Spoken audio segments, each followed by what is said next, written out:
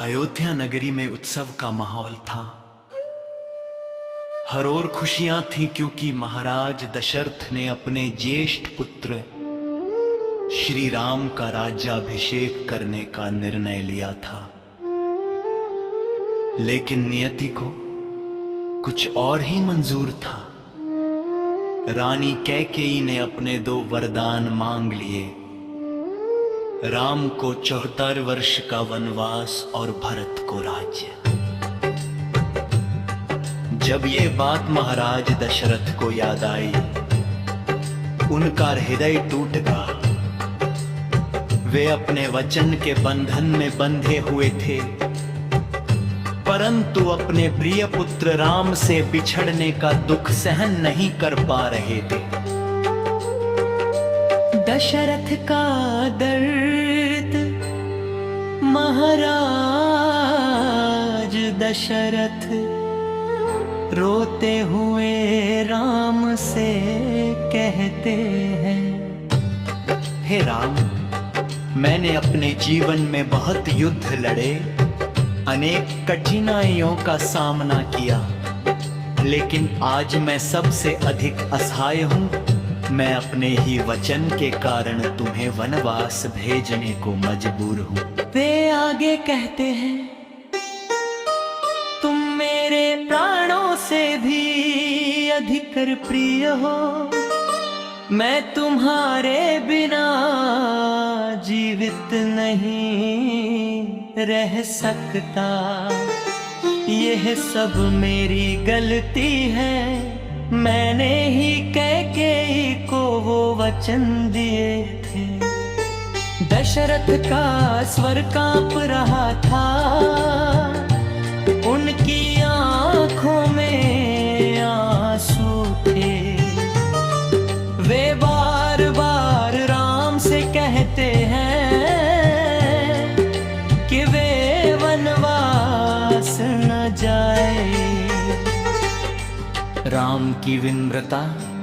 श्री राम अत्यंत शांत और विनम्र स्वर में उत्तर देते हैं, पिताश्री, आपने जो वचन दिया है वह मेरा भी कर्तव्य बनता है। पुत्र का धर्म है कि वह पिता के वचनों का पालन करे। राम आगे कहते हैं, यदि मैं आपके वचन को पूरा नहीं करूंगा तो यह मेरे जीवन का सबसे बड़ा धर्म होगा। मैं प्रसन्नता से वन जाऊंगा। दशरथ की बेबसी। महाराज दशरथ यह सुनकर और अधिक दुखी हो जाते हैं। वे कहते हैं, राम, मैं तुम्हें आदेश देता हूं कि तुम वनवास मत जाओ। मैं अपने वचन को तोड़ने के लिए तैयार हूं, लेकिन तुम्हें खोने के लिए नहीं। वे अपने राजधर्म और पितृधर्म के बीच फंसे हुए थे। मुझे राजा नहीं, केवल एक पिता समझो। मैं तुमसे विनती करता हूं, मुझे छोड़कर मत जाओ। धर्म और कर्तव्य की बात राम अत्यंत दृढ़ता से कहते हैं, पिताश्री, धर्म सबसे ऊपर होता है। यदि राजा अपना वचन तोड़ देगा तो प्रजा का विश्वास टूट जाएगा। आपका वचन ही मेरा आदेश है, मैं इसे निभा कर ही लौटूंगा। राम के इन शब्दों में त्याग, मर्यादा और आदर्श की झलक स्पष्ट थी। अंतिम विनती। दशरथ फिर भी हार नहीं मानते। वे कहते हैं, राम, क्या तुम्हें अपने पिता का दुख दिखाई नहीं देता? क्या तुम्हारा हृदय नहीं पसीजता? वे अपने जीवन के बीते पलों को याद करते हुए कहते हैं, जब तुम छोटे थे तुम्हारी हर मुस्कान मेरे लिए जीवन थी। आज वही राम मुझसे दूर जा रहा है। कैकेयी के प्रति रोष दशरथ अपने दुख में कैकेयी को दोष देते हैं। कैकेयी ने मेरे हृदय को तोड़ दिया है, उसने मेरे परिवार को बिखेर दिया। लेकिन राम उन्हें शांत करते हैं। माता कैकेयी ने कुछ गलत नहीं किया, उन्होंने केवल अपने अधिकार का उपयोग किया है। हमें उनका सम्मान करना चाहिए। राम का निर्णय, राम अंततः कहते हैं, पिताश्री मैं वन जाऊंगा और 74 वर्ष बाद वापस आकर आपके चरणों में पुनः उपस्थित होऊंगा।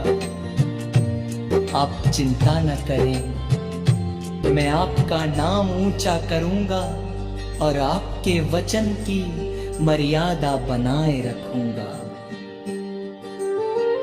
विदाई का क्षण जब राम वन जाने के लिए तैयार होते हैं, महाराज दशरथ उन्हें गले लगाकर फूट फूट कर रोते हैं।